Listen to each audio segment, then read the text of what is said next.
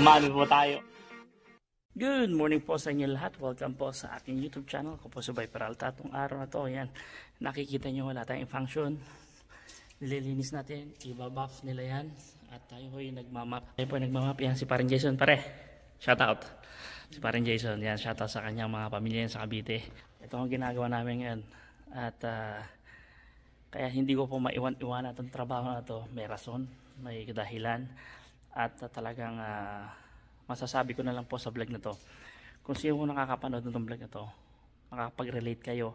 At pinili ko tong trabaho na to dahil mas mahal ko ang aking pamilya kaysa trabaho na iba.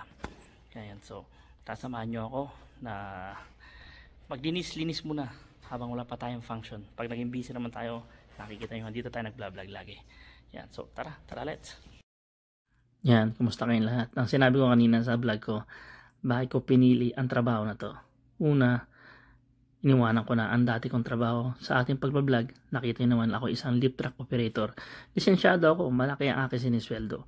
Pero kapalit naman nun ay pamilya ko. Wala na akong panahon sa aking pamilya.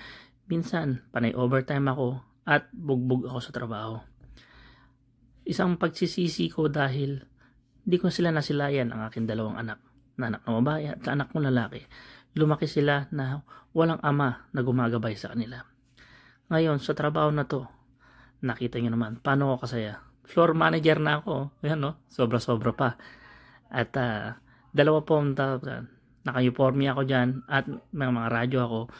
Bali, maintenance at security ako. Yan, hawak ko ang oras ko. Pumapasok ako ng maaga, pero umuwi rin ako ng maaga. May pagkakataon ako makapag-bonding sa aking pamilya.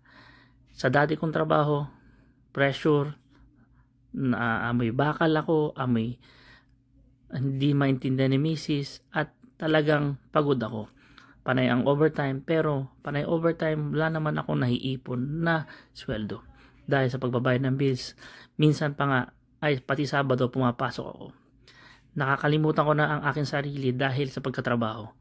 Pero ngayon sa trabaho na to, nakikita nyo naman, may oras ako sa aking pamilya at lalo na sa aking bagong anak na si Baby Kiyon. Dahil napaglalaanan ko ng pansin, nakikita ko siya, paano siya lumaki.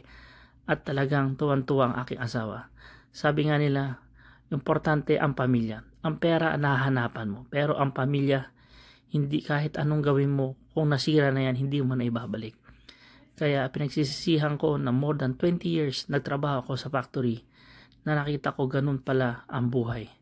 Ngayon, ganyan din si Paring Jason. Alam niya, dahil sa factory, darating ka, papasok ka, kailangan mo gawin mo ang trabaho mo at kota mo.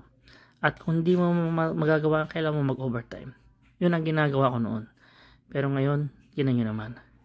Iba ang pagkaiba noon. Noon mapayat ako na wala akong kalagang kay tsura, haggard at talagang pagod na pagod. Ngayon naka-uniforme, ganyan lang ginagawang trabaho, pamap-map lang, pero yan gagawin namin pa sa susunod ng mga venue. Diyan ako kumikita dahil pag may mga part-time kami dyan din kami kumikita ng cash money.